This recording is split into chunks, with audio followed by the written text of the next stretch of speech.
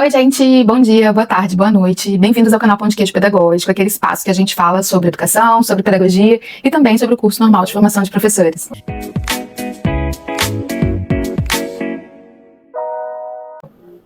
Hoje a gente vai conversar um pouquinho sobre um tema que todo normalista precisa saber e dominar, que é o mural escolar. Bora lá? Primeira coisa que a gente tem que conversar, assim, já para início de conversa, é a gente situar o que é um mural escolar. O que eu tô chamando aqui de mural escolar? Existem outros tipos de murais, murais informativos, murais corporativos, murais aí, enfim, inúmeras possibilidades de murais. Mas o que eu tô chamando de mural escolar é um mural muito específico, que ele é feito, ele é pensado, que ele existe para e no ambiente escolar, tá bem? Ele é usado, então, para transmitir uma mensagem através de um texto curto, que seja ele, assim, com esse texto curto colocado em paredes, enfim, num quadro de papelão, na madeira, com fundo de flanela, enfim. Eu estou chamando de mural essa estrutura que ela demarca ali um bloco de informações que a gente encontra nas escolas, tá bem? Tudo bem até aqui? E, como características desse mural escolar, a gente pode pontuar primeiro que ele tem uma acessibilidade visual. O que isso quer dizer? Ele está num local que ele é visto pelas pessoas, no caso, pelos alunos, pelos estudantes e pelos funcionários da escola, seja coordenação, os professores. Ele está posicionado num lugar de visibilidade, corredor, sala de aula, próximo da sala dos professores ou dentro da sala dos professores, tá bem? Ele também tem uma função educativa. Ele não está ali para decorar o ambiente. Ele pode até decorar o ambiente, mas ele está ali para passar uma informação, para passar uma mensagem, para reforçar, para divulgar alguma coisa, tá? Ele tem uma função mesmo educativa, não é apenas decorativa. Ele também é pensado com clareza e objetividade. Não vai ter no mural escolar litros e litros de tinta e de impressora gastos em folhas com letras pequenas e que o aluno vai parar muito tempo ali para fazer a leitura, né? Ele vai ter informações claras, informações objetivas, com a linguagem adequada à faixa etária dos estudantes que vão estar tendo acesso a esse mural escolar.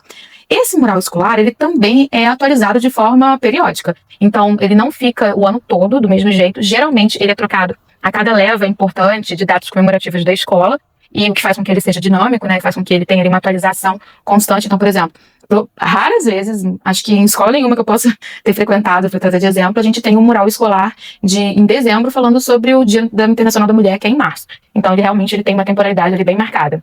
Ele também tem essa relevância temática. Os temas que estão tratados nos murais geralmente são temas que condizem com aquele período anual, né? Então, em março vai ter provavelmente murais escolares falando sobre o Dia Internacional da Mulher.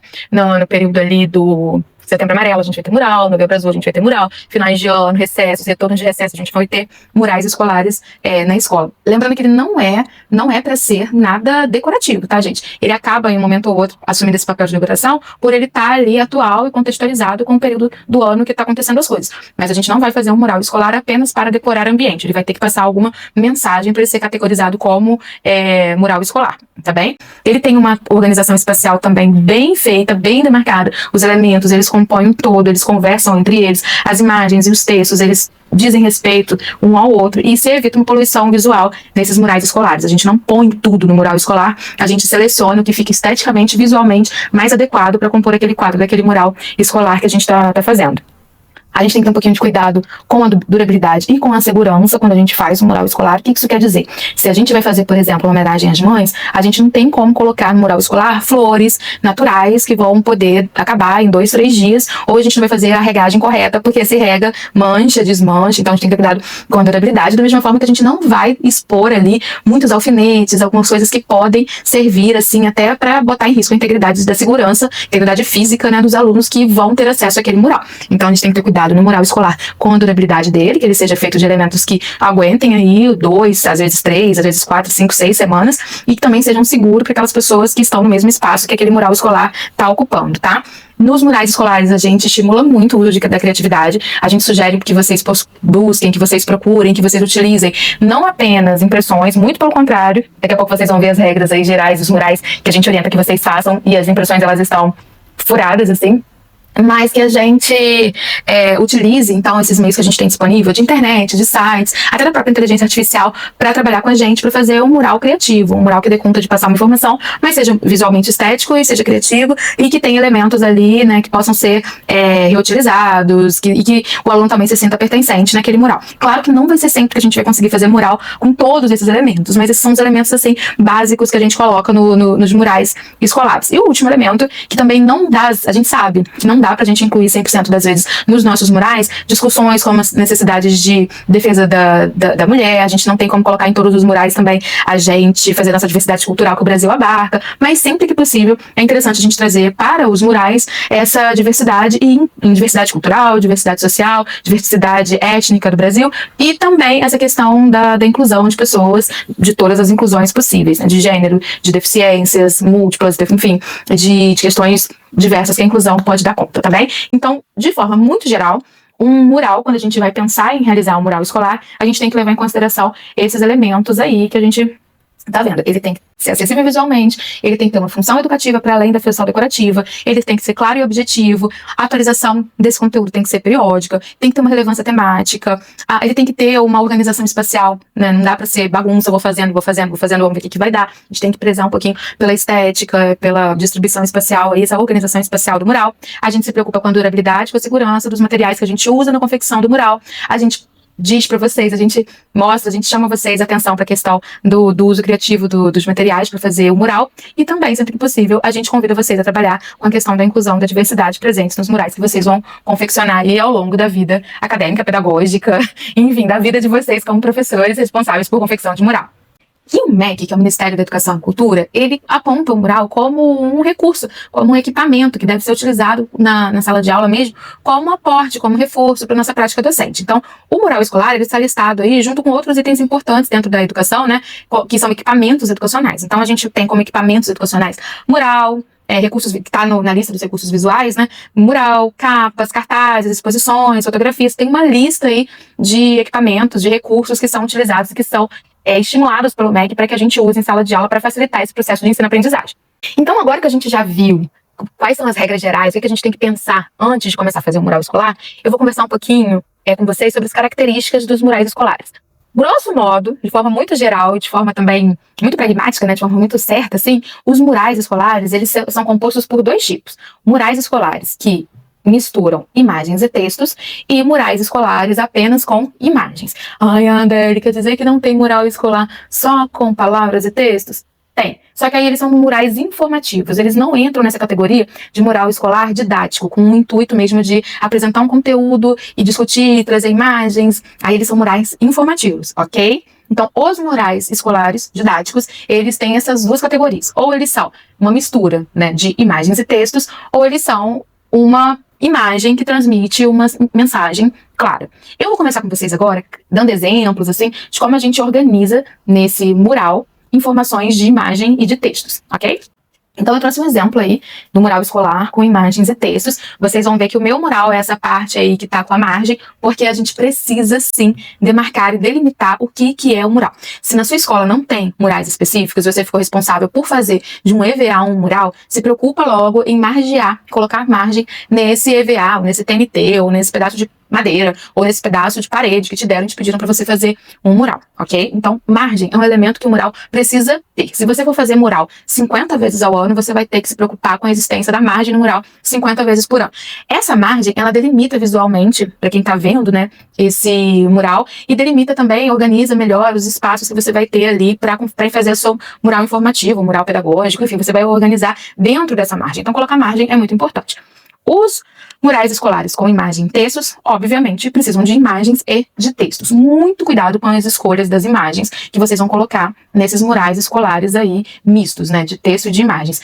Não pode haver desproporcionalidade. Não dá para ter um texto desse tamanhozinho no seu mural e uma imagem desse tamanhão distornando ali, enfim, que faz com que o texto passe despercebido. Tem que haver harmonia entre os tamanhos da imagem e o tamanho do texto que você está colocando ali dentro desse mural que você está se propondo a fazer. Então, assim, uma dica que eu trago para vocês é sempre dividir o mural em blocos. 2 ou 3 blocos. E botar sempre assim, imagem, texto. Ou texto, imagem. Ou imagem, texto, texto, texto. Fazer blocos visuais. Eu trouxe uma distribuição aqui espacial pra gente pensar e vou trazer mais daqui a pouco. Mas olha como é que tá aí. Eu boto sempre uma temática clara, né? Eu escrevo bem bonito o nome do meu mural, o que vai ter, qual é o assunto daquele mural que eu tô trazendo.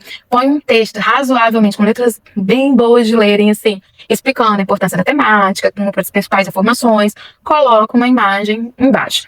E do outro lado, ou ao lado, ou antes um pouquinho, eu faço essa divisão em blocos, com imagem e com textos, e imagem e textos conversando, porque elas fazem parte de um todo. Então, se eu estou falando, por exemplo, da importância da alimentação saudável, eu vou trazer imagens que evoquem essa alimentação saudável, ou eu vou trazer imagens que se opõem dessa alimentação saudável, explicando por que, por exemplo, não é tão saudável a gente comer salsicha assim o tempo todo. Então, a gente vai sempre conversar. O mural, ele é um todo. Todos os elementos, eles têm que estar coesos, eles têm que estar conversando entre eles. Não dá para ir soltando informação no mural, não. Eu vou fazer um brainstorm. Furado. Mural escolar, ele é um objeto claro, ele é um objeto que você bate o olho e entende para que ele tá ali, tá bem? Então, eu trouxe algumas sugestões, assim, de como que a gente pode distribuir dentro de um mural misto, né, com imagens e com textos, dentro desse mural, como é que a gente pode distribuir elementos textuais e elementos visuais. Então, a gente pode botar o título lá em cima, colocar 2 blocos de textos informativos e uma imagem grande, ou a gente pode colocar o texto descentralizado à esquerda, e aí completar com texto informativo, com uma imagem, depois outro bloco, texto informativo, imagem, texto informativo. Ou a gente pode fazer a centralização do tema do mural, ali põe, por exemplo, assim, vida saudável, e vou botando imagem, texto informativo, e o título do mural centralizado, ok? E além, então, desses murais que misturam imagens e textos, a gente tem também murais apenas com imagens. Mais uma vez, gente, se o mural tem apenas textos, ele é um mural informativo, e aí ele não tá nesse lugar, que a gente tem um outro lugarzinho reservado para ele dentro da escola, que não é esse que a gente tá chamando de mural didático, de mural escolar, tá bem? Então, você pode haver um mural informativo só com textos na chegada da escola, perto da secretaria, com informações sobre matrícula e rematrícula. O que a gente tá chamando de mural escolar aqui é um outro tipo de mural. Ok? Não vão me perguntar isso depois, hein? A Adele falou que não existe mural só com texto. Existe. Mas o que a gente está chamando de mural escolar didático é esse tipo de mural que faz essa mistura entre imagem e texto, ou apenas uma imagem para passar uma mensagem de forma clara e objetiva. Beleza? Agora eu vou trazer para vocês exemplos de um mural apenas com imagem. Observem que alguns elementos continuam iguais aos do mural que mistura imagem e texto. Então a gente continua tendo margem, a gente continua preenchendo o fundo, não vou botar na parede pura, né, gente? Pelo amor de Deus, da educação. A gente tem que fazer um preenchimento desse fundo aí. A gente coloca agora as ilustrações e a gente põe uma temática clara com letras visíveis e proporcionais. A gente só não coloca aqui as caixas de textos, tá? Então a gente tem aí, por exemplo, o mural de Dia das Mães com a imagem de uma mãe com um bebê. Então é um mural grande, a imagem, como são só 2 blocos de informação, um escrito Dia das Mães e o outro com a imagem das mães, da mãe e do bebê, a gente tem, então, imagens grandes para ocuparem visualmente nosso espaço de mural, tá? Então, os 2 tipos de murais são comuns na sala de aula. Geralmente, a gente vai, dependendo do tema, a gente vai trabalhando mais um tipo de mural com imagens ou outro tipo de mural, que é o mural com imagens e textos, mas os 2 existem na sala de aula e os 2 você vai ter que fazer provavelmente ao longo aí do seu trajeto escolar como professor. Então, a gente vai sempre usar os 2 murais, dependendo do que a gente vai, do tema que a gente vai trabalhar, da época do ano que a gente vai montar o nosso mural, tá? E aí eu trouxe para vocês alguns exemplos de murais que tanto misturam ação só de imagens, tanto tem mural com imagem e texto. Então a gente trouxe aí o do Setembro Amarelo, que a gente vê claramente essa divisão, dividido em 2 blocos, uma imagem, e aí do lado um textinho informativo. Depois a gente tem um outro tipo de mural, do Outubro Rosa, Novembro Azul, que ele tá com bastante informação escrita, mas tem um símbolo ali no meio e todos eles têm margens, observem. Todos eles têm um tema central, né, uma temática clara, e todos eles também têm o fundo preenchido, e todos eles passam de forma muito clara a mensagem que ele se propõe a dizer, né? Então a gente tem 4 exemplos de murais aí que funcionam muito bem. A gente tem 2 exemplos de murais aí que não funcionam tão bem assim. A gente tem um mural aí da Econotícias, da Agenda 21, que até aí funcionou muito bem, que ele tem margem, mas olha depois a quantidade de informação que tem nesse mural. Tá misturando ali texto impresso com texto manuscrito. Eu fico pensando que não dá vontade nenhuma de parar para ler o que significa essa Econotícia da Agenda 21 que esse mural tá trazendo para mim. E do lado, eu também tenho um mural que tá muito mais para um mural informativo, né? Com muitas imagens impressas, com muitos textos com letras muito pequenininhas, imagens escuras. Ele não tem margem, né? A margem dele são 2 florzinhas, uma em cada canto. Então, assim, não é um tipo de mural adequado para o ambiente escolar, que é aquele tipo de mural que a gente tá se propondo a fazer aqui, um mural que a gente bata o olho. O segundo mural eu não consigo de cara nem identificar qual é o tema que ele está se propondo a apresentar. Então eu trouxe 2 tipos de murais que não funcionam para esse exemplo. Ai, André, mas talvez funcione para a minha empresa. Aí, meu bem, é problema da sua empresa. na escola, com murais escolares, esses dois tipos não funcionam. E se for meu aluno de PPIP me entregar um mural desse daqui, depois de eu ter feito esse vídeo para você, depois de você ter visto esse vídeo, dado joinha, dado like, compartilhado, se inscrito no canal, eu vou reprovar em PPIP, hein? Reprovo mesmo. Aluno que não sabe fazer o mural depois desse daqui, meu bem, é reprovação. Reprovado. Então, o que a gente não deve, ou o que a gente deve evitar muito nos murais? Impressão em excesso. A gente pode imprimir as coisas e colar no mural? Quando você for professor, sim. Evite, mas pode. Você é aluno de PPIP da Adele, não pode impressão. Você pode imprimir, tirar moldes da sua impressão e montar um papel, alguma coisa, mas você não vai imprimir e vai colocar nada no mural que você vai entregar para mim de PPIP, tá bem? A gente também deve evitar as imagens pouco claras, né? Tem coisas que a gente não tem como não imprimir, por exemplo, se a gente está falando de uma homenagem a alguma pessoa e você precisou imprimir uma série de coisas para fazer uma intervenção artística, paciência, mas aí você vai ter que botar também imagens claras daquela impressão. A gente deve evitar letras em tamanhos diferentes. Como eu falei com vocês, estou falando desde o início do vídeo, o mural ele tem que ser claro e objetivo. Se eu coloco letras de tamanhos diferentes, isso atrapalha o processo de leitura. Isso é orgânico. A gente que está lendo, a gente bate o olho e identifica se tem letras de padrões diferentes, a gente tende a se confundir na leitura, tá? Então evita letras de tamanhos diferentes.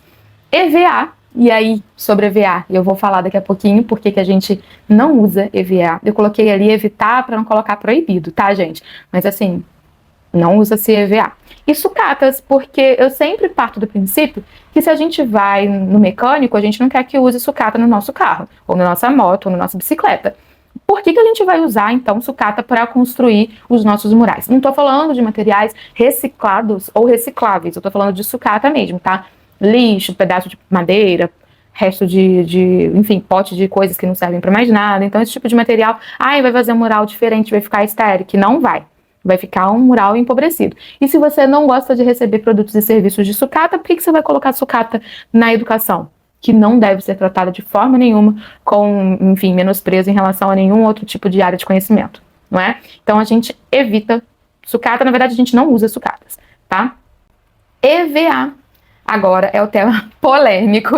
Eu pensei muito se eu faria só um vídeo só falando do EVA, ou se eu colocaria o EVA aqui. Aí eu resolvi colocar aqui. Vocês vão ver que o meu mural aí, que é o meu slide, tá um pouco confuso, mas é porque eu realmente preferi colocar aqui dentro desse vídeo sobre mural, porque eu realmente proíbo o uso de EVA, não só em mural, em tudo que se faz pra mim e comigo, porque eu podia dar 30 milhões de motivos aqui pra vocês, eu vou dar 5, mas pra mim só um desses daqui já seria suficiente pra não usar o EVA, né? Então, assim, o EVA, que é a abreviação, né, de etileno vinil acetato, ele já vem sendo reduzido em várias escolas. Na escola que minha filha estuda, por exemplo, não se pede EVA, ela já está lá há 3 anos, nunca pediram EVA, e quando a gente vai à escola, a gente percebe que a escola não usa EVA em ambiente nenhum.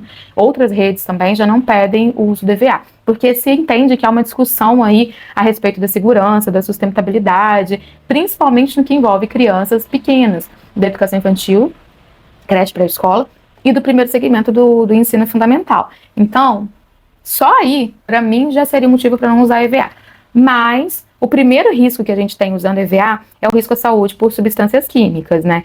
Dependendo da origem do EVA, se ele não tiver selo do Inmetro, se ele for de material assim que é feito de qualquer forma, ele pode ele pode conter formaldeídos, que são usados para preservação, conservação, pode ter metais pesados, como chumbo, cádmio, né, para fazer a pigmentação desse EVA.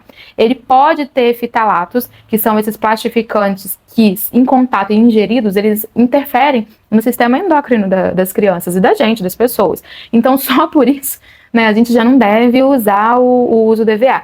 E essas substâncias, elas podem entrar no nosso organismo de forma muito simples, às vezes só pelo cheiro do EVA, ou em contato com o EVA, ou no caso das crianças, elas podem ingerir esse EVA e aí se contaminarem. Então, gente, só aí não precisava dar mais nenhum, mas eu vou dar mais 5 e poderia dar mais 500 motivos pra gente não usar o EVA, né? Então, a gente não usa EVA por risco de contaminação. O segundo risco do uso do EVA é que as crianças pequenas, elas tendem a colocar tudo que vem na boca. E eu não tô falando de crianças de 8, 9, né, meses, não. A gente vê crianças até de 8, 9, 10 anos de idade testando a textura dos materiais. Então ela pode colocar na boca. Ela ainda não tem esse filtro de o que pode e o que não pode botar na boca. E aí pode, nesse momento aí de testar os materiais, né, ingerir, causar engasgamento e asfixia, né, e consumir o material ali que não é próprio para isso. Então, assim, não usa EVA. O terceiro motivo para a questão do EVA, para mim, é a dificuldade de higienização. Se a gente põe um EVA no chão e cai alguma coisa, a gente não consegue nunca mais limpar aquele EVA sem tampar embaixo d'água e passar sabão e esfregar e botar no sol para secar. Na realidade de uma escola pública ou privada, que a gente tem um monte de coisa para fazer, aquilo dali vira um foco de sujeira. Como é que a gente limpa aquilo dali com qualidade que deixa as crianças em segurança? Então, é difícil de higienizar. A gente vê, tem escola que eu faço estágio lá há vários anos, por exemplo. E aí eu volto, vários anos depois, tá a mesma chamadinha lá, pegando poeira, sabe? E aí, criança é alérgica. Então, assim, gente, não dá para limpar, a gente não coloca em escola para as nossas crianças. Tem uma outra questão, que é a questão do impacto ambiental. O EVA, ele é um polímero, né? Ele é um plástico derivado do petróleo. E ele é de dificílima reciclagem. Não dá, por exemplo, EVA com glitter. Não recicla. Aquele EVA com várias cores. Não recicla, porque ele tem que estar separado por cores para poder tentar reciclar. E ele não vira outro EVA, ele vira um compósito para compor outro tipo de plástico muito específico. Então, assim, é muito difícil a gente conseguir, é muito caro fazer essa reciclagem do EVA. Então, é praticamente um lixo que gera se a gente vira aquilo dali, uma bolha, vai para o meio ambiente, você morre, vive 10 vezes, reencarna 30 vezes, e aquele EVA que você comprou para fazer uma lembrancinha para a criança tá aí no meio ambiente poluindo, porque não dá para reciclar o EVA. Então, isso contraria o princípio que muitas escolas pregam, né, de sustentabilidade. Então, você vai ficar fazendo coisa com EVA? Eu não vou. E, por fim, existem alternativas mais baratas, mais seguras e até mais pedagógicas, que estimulam a criança de outras formas que o EVA não faz.